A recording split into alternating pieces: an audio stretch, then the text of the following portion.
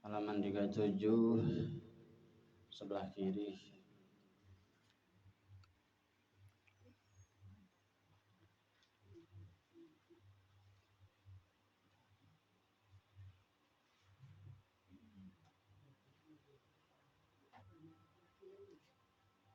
Halaman 37 sebelah kiri, baris ke 1, 2, 3, 4, 5, 6, 7, 8. Baris ke 10 dari bawah.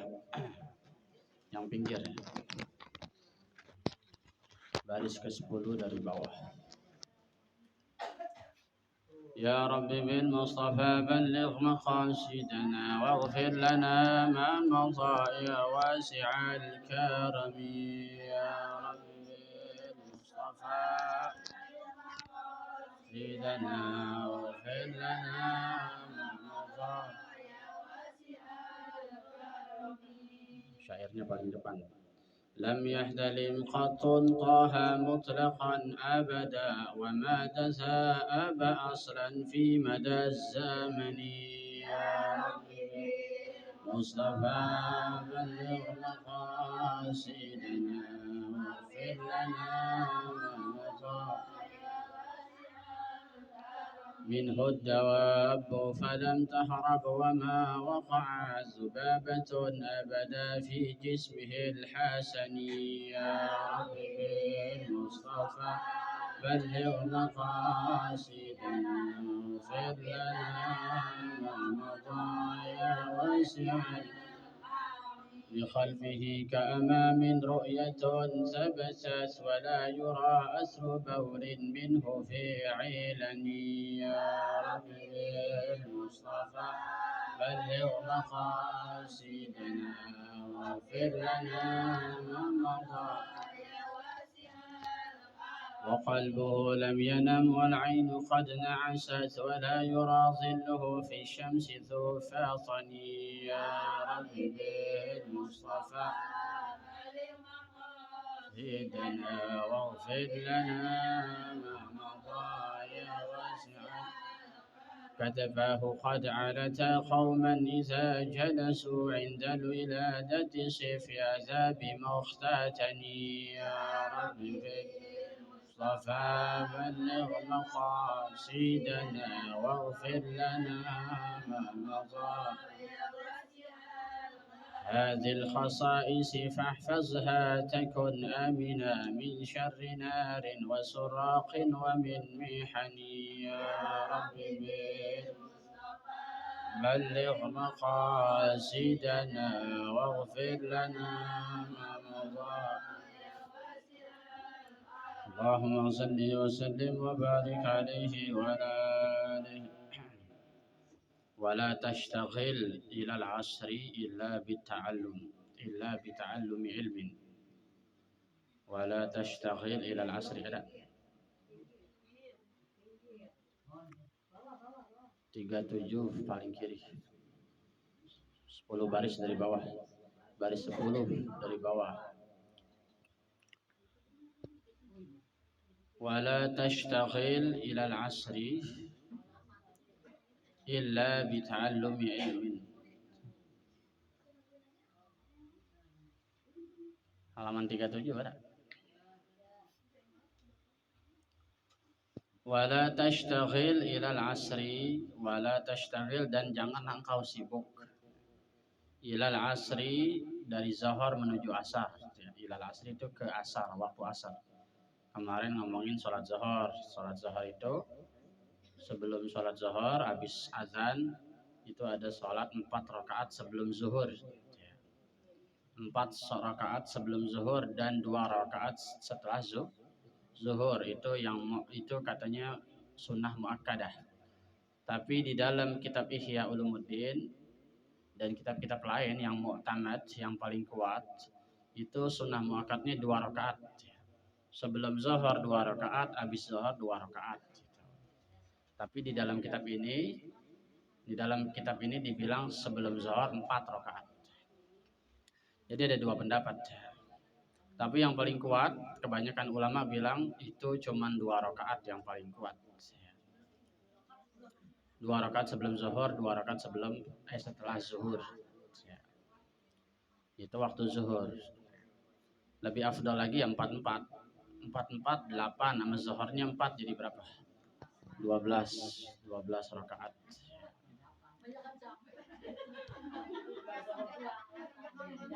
Hah? Ini kitab ini emang buat laki ya. Ini kitab buat laki sebenarnya. Karena kan kemarin ngomongin masuk masjid. Laki nggak apa-apain, enak banget. Kebalik. Nah ini kitabnya kemarin ngomongin masuk masjid berarti buat laki ya. Tapi gitu lagi ngomongin sholat qobliyah sama ba'diyah kemarin. Ada yang di dalam kitab ini dibilang sebelum zuhur 4 rakaat itu sunnah muakkadah. Tapi dibantah oleh Syekh Nawawi Al-Bantani di dalam kotak tuh kemarin panjang ya. Jadi di dalam kotak itu penjelasannya, kalau di luar itu istilahnya isi kitab asli ya. Di dalam itu penjabarannya, komentar ya. Kitab kuning itu khasnya kayak gini emang. Jadi kalau kita agak-agak bingung sama penjelasan yang di luar, kita lihat di dalam itu lebih panjang penjelasannya, lebih detail. Nah udah zuhur ngapa-ngapain dah tuh, katanya begini, wala tashtagil, janganlah engkau sibuk ilal asri, menunggu waktu asar, illa bita'allumi ilmin, kecuali belajar ilmu. Kalau ibu-ibu ya belajar ilmu masak kayak apa ya, belajar ngapain aja ya, bita'allumi ilmin, belajar ilmu. Kalau anak sekolahan ya di sekolah, kalau santri ya belajar ilmu ya, habis zuhur. Karena kalau di pesantren tuh biasa diatur, dia tidurnya itu bukan habis zuhur tapi sebelum zuhur. Kayak kemarin yang dibahas tuh, qailulah. Namanya qailulah, tidur sebelum zuhur. Kalau Nabi 15 menit, kalau kita 2 jam. Ya. Dari jam 10 udah tidur. Kalau lagi nggak kerja tuh. Au i'anatah illa, karena ada illa jadi dibaca au i'anatah muslimin, atau menolong seorang muslim. Menolong seorang muslim ini maknanya luas. Kalau kita kerja berarti jatuhnya kita menafkahi keluarga, banyak maknanya ini. I'anati muslimin itu banyak, menolong muslimin. Kalau kita di jalanan lagi banyak waktu luang ya kita nolongin yang di jalanan. Atau kita di rumah standby ya. Itu nolong juga namanya. Karena kalau ada apa-apa kita pasti bisa nolongin standby di rumah. I'anatul muslimin ya. Banyak hal yang bisa kita kerjain pokoknya. Au qira'ata Qur'anin, atau membaca Quran. Jadi bisa belajar ilmu, bisa menolong seorang muslim, atau belajar Quran, baca, maksudnya baca Quran. Au sa'yin fi ma'ashin, atau sa'yin itu bersungguh-sungguh atau bekerja, sa'i. Kalau orang umroh atau haji itu ada istilah sa'i. Sa'i itu makna asalnya kerja. Karena Siti Hajar itu ya kan nyari-nyari air, mundar-mandir disebutnya sa'i. Sa'i itu gambarannya berlari-lari kecil. Jadi makna aslinya sa'i itu bukan lari tapi bekerja. Kalau di dalam surat Al-Isra tuh, waman sa'a waman arada al-akhirah wa sa'alaha sa'yaha. Barang siapa yang menginginkan akhirat kemudian bersungguh-sungguh, sa'i. Sa'i itu sungguh-sungguh artinya. Nah, jadi gambaran Siti Hajar saking sungguh-sungguhnya itu sampai 7 kali mundar-mandir. Ya, 7 kali mundar-mandir saking sungguh-sungguhnya. Kenapa sih itu Siti Hajar mundar-mandir di situ doang? Udah tahu pertama kagak ada. Sampai 7 kali di situ-situ kagak nemu-nemu, ngapain? Karena kalau kejauhan ntar anaknya hilang, gitu maksudnya. Karena nggak ada orang. Itu gambaran. Yang pertama dia dari sofa ke marwah. Dari marwah dilihat anaknya takut kenapa-napa, dibalik lagi ke sofa, gitu maksudnya. Anaknya aman, dibalik lagi ke marwah. Sebenarnya dia mau jalan lebih jauh tapi nggak tega ninggalin anak yang masih kecil. Ada yang bilang masih bayi, ada yang bilang udah balita. Nggak kecil-kecil amat, Ismail itu udah balita, udah bisa jalan segala macam.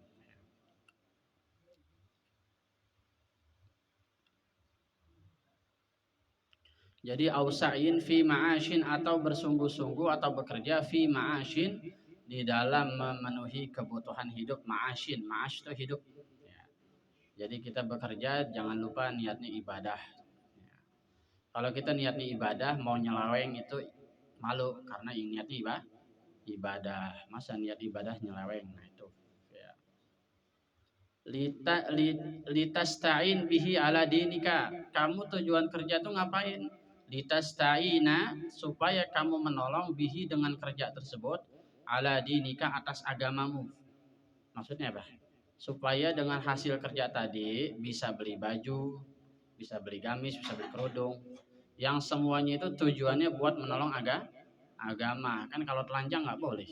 Kecuali dalam mazhab Maliki, sholat telanjang boleh. Sholat telanjang bulat boleh, walaupun nggak ada uzur. Walaupun nggak ada uzur. Kalau di kita mazhab kita biar ada najisnya tetap harus pakai pakaian. Ya. Misalkan kita di perjalanan, celana kita, baju kita kena najis, itu jangan nunggu pulang, sholat aja udah di jalanan. Tetap dihitungnya uzur, ya, sholat. Walaupun ada ulama mengatakan itu harus diulang. Sholat dengan pakaian yang najis harus diulang. Tapi namanya sholat lihormatil waktu, sholat menghormati waktu. Kalau kita mati, berarti kita udah sholat dihitungnya, gitu maksudnya. Itu menurut Syekh Izzuddin bin Abdissalam. Izzuddin, orang Suriah. Itu katanya kalau baju kita ada najis, sholat aja. Nanti ada kesempatan waktu boleh diganti, nggak langsung diganti, pulang-pulang ganti, nggak. Ya. Kita lagi jalan-jalan kemana nih, ke puncak atau ke Anyar atau kemana aja. Ya. Kemudian kita sholat, baju kita najis, pulang-pulang langsung ganti, enggak. Kapan aja kalau kita mau gantinya. Ya. Karena kita sudah lihormatil waktu, menghormati waktu. Orang yang kayak gitu luar biasa. Berarti di dalam waktu sholat masih ingat. Banyak orang alasan kayak gitu. Celana saya kotor, gini, nggak mau sholat. Mending di rumah sholat. Apa? Sholat lagi. Cuman maksudnya nggak langsung. Nggak dituntut untuk apa? Nggak dituntut untuk kontan. Pulang-pulang langsung ganti. Iya. Ya. Sholat lagi zuhur. Atau besoknya boleh. Ya. Di kapan aja kan sholat kodok. Yang namanya kodok itu di luar waktu, kapan aja. Sama kodokan. Kodokan itu sunnah. Jadi niat sholat itu yang wajib gini, usolli fardal zuhri, sisanya sunnah. Kalau kita sholat di waktunya itu ya namanya adaan. Kalau kita sholat di luar waktu namanya kodok. Nggak usah disebutin adaan, kodokan udah otomatis. Cuman kadang-kadang masih kecil diajarin kita adaan lillahi supaya kita sadar bahwa sholat kita di waktunya itu. Nah, kalau kita di luar sholat kita diajarin kodoan supaya kita sadar bahwa sholat kita di luar waktu. Itu doang sebenarnya. Tapi sunnah nggak perlu diucapin. Sama kayak kita gini, usolli sunnataz zuhur. Saya niat sholat sunnah zuhur. Kalau kita adanya sebelum sholat zuhur ya namanya qobliyah. Kalau kita habis sholat zuhur namanya ba'diyah. Nggak usah disebutin qobliyah ba'diyah lagi. Tapi ada kalau ulama kita nganjurin disebutin usolli sunnataz zuhri qobliyatan, usolli sunnataz zuhri ba'diyatan.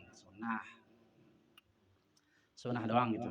Jadi yang wajib itu cuma 3, usolli, fardo atau sunnah, zuhur atau asar atau apa gitu. Usolli sunnata apa, tahajud, duha apa gitu yang wajibnya. Kalau sholat sunnah sih sebenarnya usolli doang sah, namanya sholat mutlak, sholat nggak dihitung. Sholat mutlak tuh. Misalkan malam-malam jam berapa aja, terus bangun iseng mau sholat 2 rakaat, mau tidur lagi sih, niat tidur lagi. Cuman ngerasa sayang karena udah punya wudhu, habis dari kamar mandi kebiasaan, habis dari kamar mandi pasti wudhu. Sayang nih sholat, bentar 2 rakaat, usolli, udah. Gak usah sebutin apa-apa. Namanya sholat sunnah mutlak, itu mau 1000 rakaat juga boleh. Sampai mentok, beduk dipukul, itu boleh. Tapi kalau sholat tahajud, nah terikat, berarti harus tidur dulu. Artinya sholat itu sebenarnya kapan aja bisa. Kalau kita tahu caranya. Oh nggak boleh tuh sholat habis asar. Kalau niatnya usolli doang sah. Emang enaknya orang berilmu kan gitu.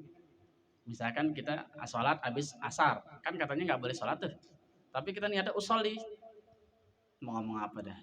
Saya niat sholat doang, itu sah. Tapi di dalam fikih kita katanya nggak boleh ya. Di dalam fikih kita walaupun sholatnya sholat mutlak itu nggak boleh habis asar. Kecuali illal masjidil haram, kecuali di masjidil tiap waktu kapan aja nggak haram ya, nggak makruh namanya sholat. Lagi juga bukan haram itu makruh ya. Sholat habis asar sama habis subuh itu bukan haram tapi makruh ya. Bukan haram ya, jangan diomelin kalau ada orang sholat ba'diyah tuh. Bisa jadi dia sholatnya sholat kodok yang kemarin ba'diyah, atau qobliyahnya di kodok, kebiasaan qobliyah tiba-tiba ketinggalan, di kodoknya habis sholat subuh atau habis asar, boleh-boleh aja. Semua kalau tahu caranya kita insya Allah jarang komentar. Tapi kalau teman boleh juga kita tanya, lu sholat itu apaan? Tujuannya apa? Mencari ilmu, karena kita nggak tahu. Bukan tujuan untuk berdebat gitu. Jadi kalau kita ada sesuatu yang kita heran dari orang, boleh kita nanya kalau kita dengan tujuan nyari ilmu. Begitu juga jadi imam. Nah, imam itu kalau pengetahuannya banyak harusnya dikasih tahu, bagi-bagi ke orang. Misalkan begini, baca surat Tabarok. Ya, dibaca surat Tabarok, salat subuh atau salat apa yang panjang, salat Isya. Wa may ya'tikum bima'in ma'in. Itu di dalam tafsir ada jawabannya, Allahu Rabbul Alamin. Karena itu ayat itu pertanyaan. Waman ya'tikum bima'in ma'in, siapa yang mendatangkan kamu air kalau air itu udah kering? Maka kita jawab tuh Allahu Rabbul Alamin. Kencengin dikit. Ntar makmum nanya, tadi Pak Imam kok baca begituan tambahan? Itu apa? Itu jawaban. Dulu Rasulullah itu sunnah begitu. Kalau Rasulullah lagi baca ayat azab, pasti Rasulullah berhenti minta isti'azah, minta perlindungan. Kalau lewatin ayat rahmat tentang surga, tentang neraka atau apa aja, maka Rasulullah berhenti deh. Minta sesuatu yang berkaitan dengan itu kayak sama fasabbih bihamdi rabbika wastaghfirhu innahu kana tawwaba. Itu sebelum ruku saktah dulu, diem, saktah, diem. Ngapain? Jawab, fasabbih bihamdi rabbika wastaghfir innahu kana tawwaba. Jawabannya apa? Subhana rabbiyal azim. Apa tuh sesuai dengan itu? Fasabbih biham subhana rabbiyal apa? Subhanallah wa bihamdih. Fasabbih bihamdi. Ya, subhanallah wa bihamdi astaghfirullah wa atubu. Sesuai dengan surat tadi. Begitu juga surat Tin. Alaihissallahu bi ahkamil bala syahidna atau bala wa nahnu minasyahidin wasyakirin sebelum rukuk itu. Nah, kalau imam pengetahuannya banyak maka dikasih tahu. Nanti ada orang nanya, kok Ustaz tadi baca pertambahan tuh di akhir surat? Nah, itu sunnah. Ada ayat-ayat yang isinya pertanyaan, itu sunnah dijawab kalau dalam ilmu tafsir. Banyak tuh, surat Al-Waqiah juga sama. Fasabbih bismi rabbikal azim. Jawab dah, subhana rabbiyal azim. Kalau baca surat, mau di tengah-tengah kayak enggak mesti habis selesai terus mau ruku, enggak. Mau di tengah-tengah juga boleh. Kan ada dua kali tuh, fasabbih bismi rabbikal azim, kan masih lanjut tuh, fala uqsimu bima waqi'in. Nah, yang tadi itu jawab dulu, berhenti. Nah, kita kalau baca Quran itu, kalau qiraatul Quran, kalau kita tahu makna-maknanya, mana yang kita tahu, mana yang kita paham, di situ ada perintah, maka kita sunnah jawab dulu. Begitu. Baca Quran kayak maka enaknya kita kadang-kadang baca Quran pakai terjemah tuh di situ, paham isinya. Banyak hikmah sebenarnya.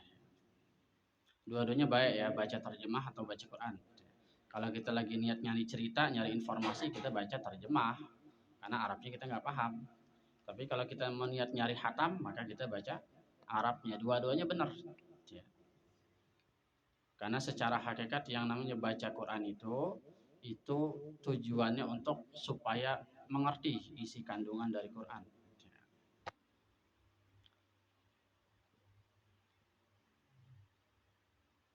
Kalau dalam mazhab kita baca itu pakai mulut ya. Tapi kalau dalam mazhab Persis, Persatuan Islam yang di Jawa Barat itu kalau baca diam aja dihitung baca. Diam aja dihitung baca.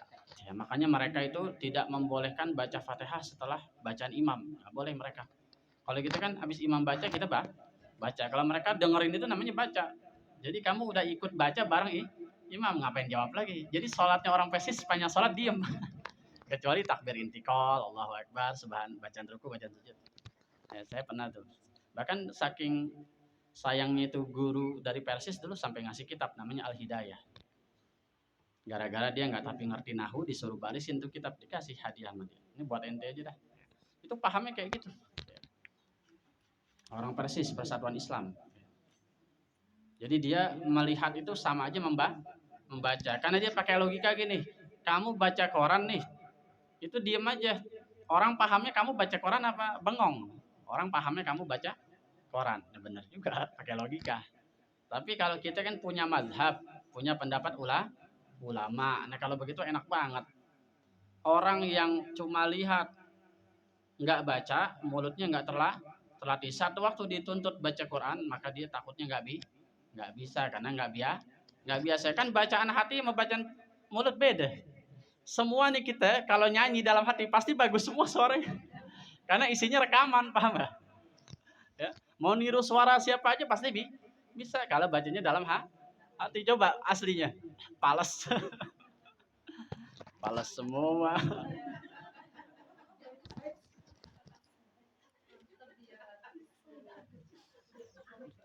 Itu ya pentingnya baca tuh di situ. Baca pakai mulut ya. Tapi semua ada ilmunya, ada dasarnya ya. Kita nggak boleh saling bantah-bantahan. Cuman kadang-kadang ada yang lebih benar.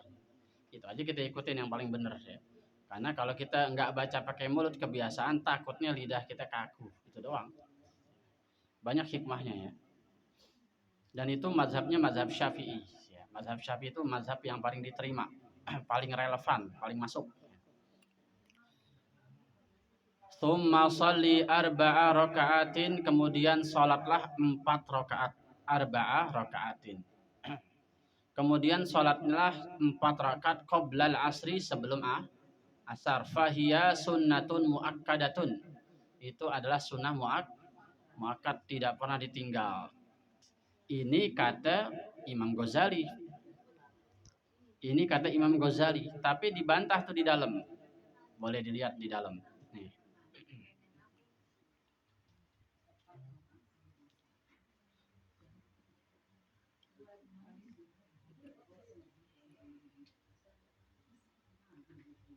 Baris ke 1, 2, 3, 4, 5, 6. Baris ke 6 dari bawah.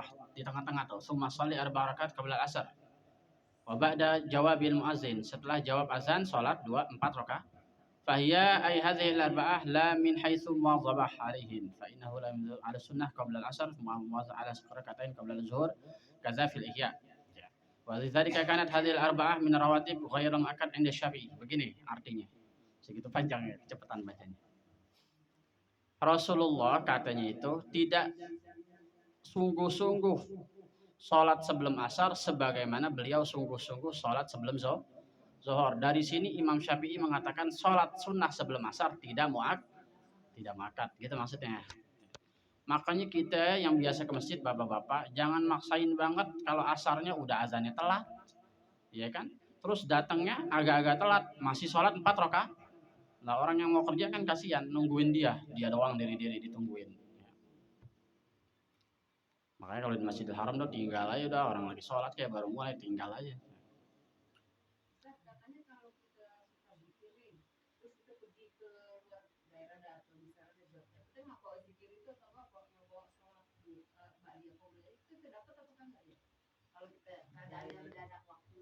Asik.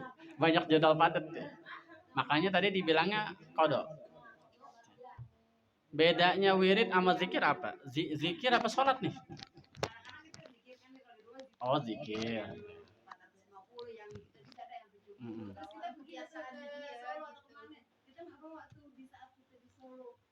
Kalau itu udah menjadi wirid, penting nih, zikir sama wirid beda ya. Kalau wirid itu artinya mawaroda, apa-apa yang mengalir, apa-apa yang jadi kebiasaan. Kalau bisa, kalau ditinggalin dikodok. Kalau wirid, kalau kita yakin itu udah makanan kita nih, gitu maksudnya. Tapi kalau kita bacanya jarang-jarang ya nggak usah dikodok. Misalkan kita baca ratib habis maghrib, tapi jarang kalau lagi mau doang, nggak usah dikodok. Tapi kalau udah kebiasaan, sama aja kayak kita sholat. Sama, kayak tadi contohnya tuh. Orang biasa sholat sebelum subuh, ketinggalan. Maka habis subuh dia boleh kodok. Kalau itu udah, ah,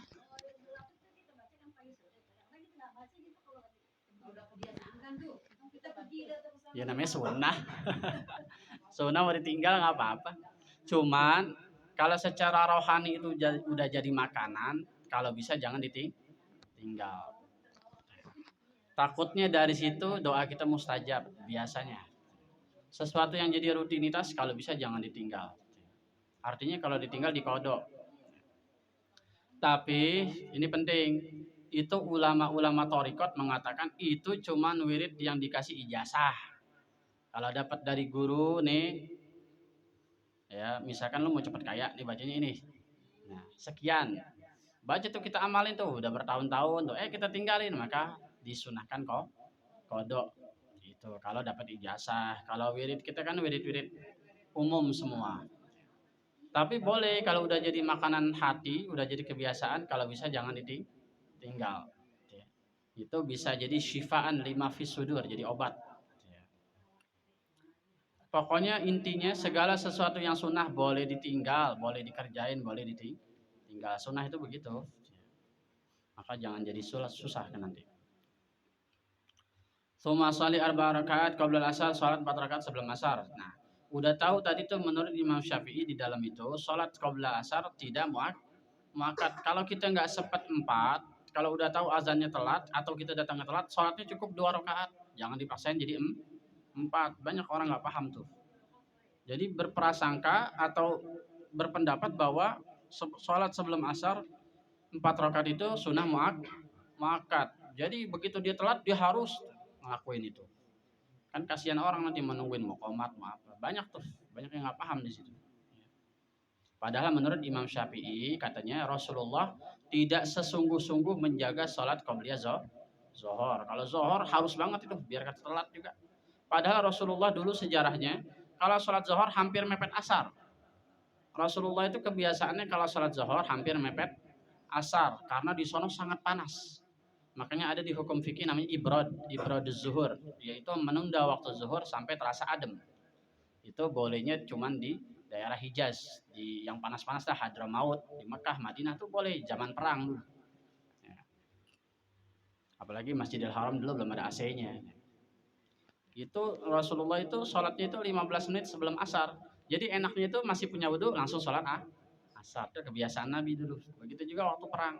Makanya setelat apapun diusahakan sholat sebelum zuhur dan sholat setelah zuhur. Kalau asar kadang-kadang ditinggalin begitu. Menurut Imam Syafi'i katanya. Tapi di sini di kitab ini katanya muakkad.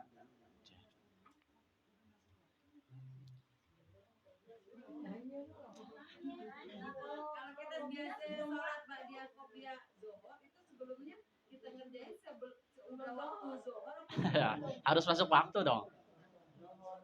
Kalau sebelum masuk waktu namanya sholat duha. Kalau belum masuk azan namanya sholat duha. Sholat duha kan batasnya sampai ketemu. Sholat duha itu dihitung abis isyraq, abis subuh sampai batasnya sebelum sholat sunnah sebelum zawal, sebelum azan. Itu sholat duha. Cuman afdolnya itu jam 9. Karena waktu-waktu yang orang sering tinggalin. Tapi sebagian besar ulama malah mengatakan afdal sholat duha itu jam 11 malah. Apalagi hari Jumat. Afdalnya sholat duha itu jam 11. Tujuannya apa? Tujuannya habis sholat duha itu nggak jauh-jauh ketemu zuhur. Jadi pendapat ulama ya begitu dah. Kalau belajar fikih agak ruwet. Kalau yang mengatakan sholat duha afdal itu jam 9 karena mengatakan waktu yang sering orang tinggalin, waktu tanggung itu. Makanya ada sebagian orang itu sebelum berangkat ke kantor dia sholat duha dulu supaya dia nggak ninggalin. Tapi di dalam hadis Bukhari itu lucu. Siti Aisyah dikatakan, ya Siti Aisyah, apakah Rasulullah itu sholat duha? Kata Aisyah, bid'ah. Sholat duha itu hukumnya bid'ah. Lucu kalau Aisyah ditanya. Ada kalau kita belajar hadis Bukhari. Nah, makanya ulama berpendapat begini, kalau menurut orang perempuan nggak tapi kuat, menurut orang laki kuat banget. Kalau perempuan nggak tapi kuat, kalau buat orang laki kuat. Jadi ulama berpikir gini, Aisyah itu ngomong begitu gara-gara nggak pernah ngelihat Rasulullah salat duha di masjid. Jadi salat Rasulullah itu jam setengah 10 baru pulang ke rumah. Nah, Aisyah nggak pernah tahu Rasulullah salat duha, makanya Aisyah bilang bid'ah. Ada dalam hadis Bukhari itu. Makanya hukum perempuan sama hukum laki kadang-kadang beda.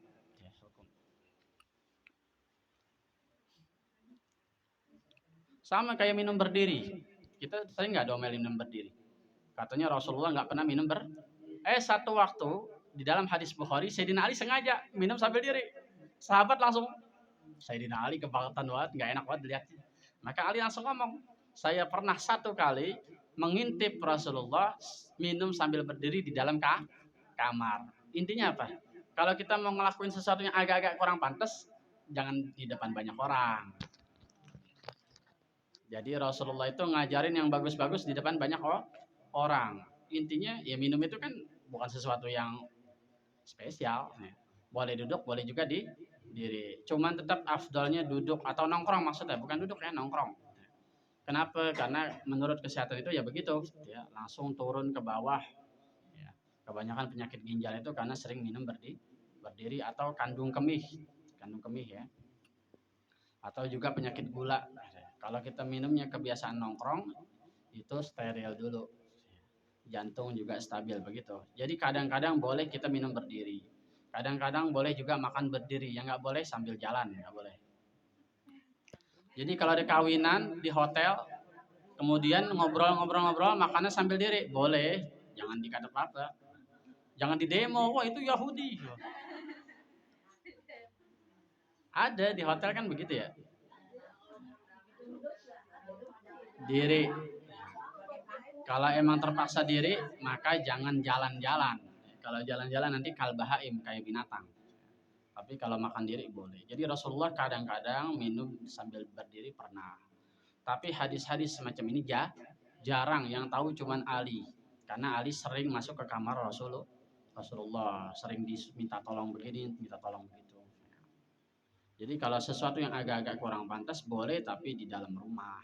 Gitu.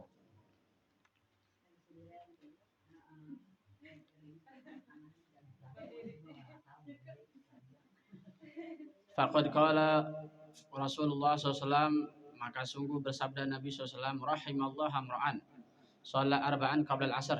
Ya. Semoga Allah merahmati orang yang sholat 4 rakaat sebelum asar. Nah, ini waktu yang mustajab.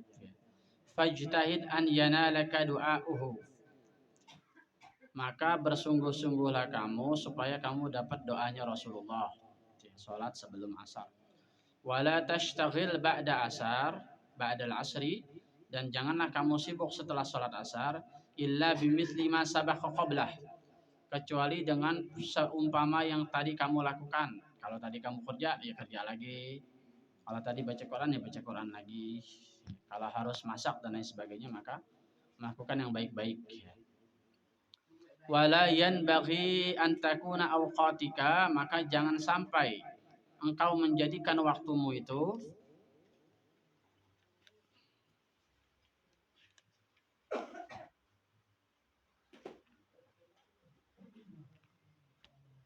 antakuna awqatuka ya. Maka jangan sampai waktumu itu menjadi muhmilatan, kosong. Jangan sampai waktunya itu kosong, bengong.